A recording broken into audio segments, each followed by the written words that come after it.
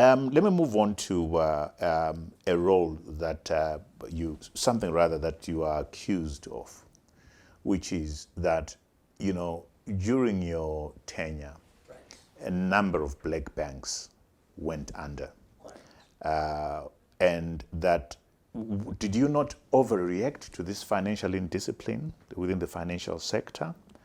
Could things been done differently to stop the indiscipline and preserve the black banks that had emerged? What's your response to that? We never looked at the actions we took in terms of the color of the owner of the institutions. No. Color, the background of individuals never came in.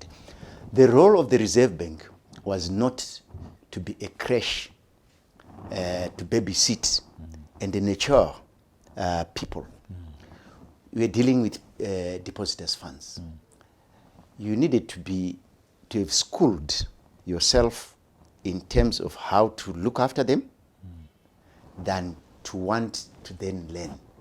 However, there were 9 steps that one would take before deciding to close the bank, and very few people knew about that.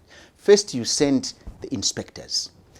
They look and they get explanations from management. Then the next thing, and then you send auditors, then you take the reports, you take them to Ministry of Finance, the Minister of Finance and his team look at them, then it goes to the President.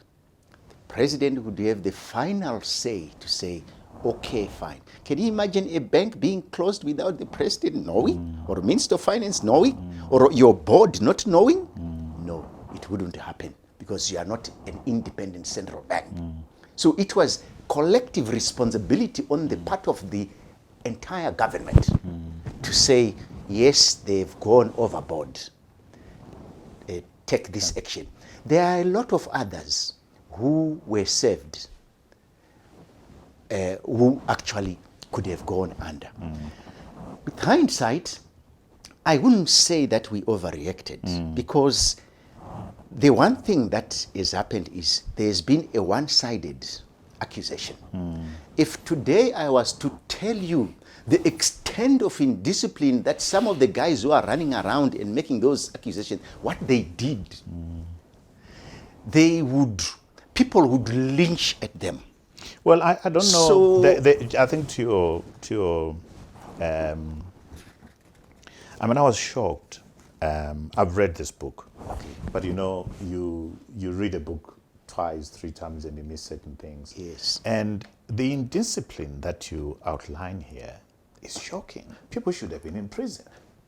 That is one of the legal aspects we are advocating for in the new Reserve Bank Act. People must go to jail for abusing depositors' funds. There are people who are in Zimbabwe right now who siphoned money which went to the DRC, which went to Botswana, which went to Switzerland, which went to...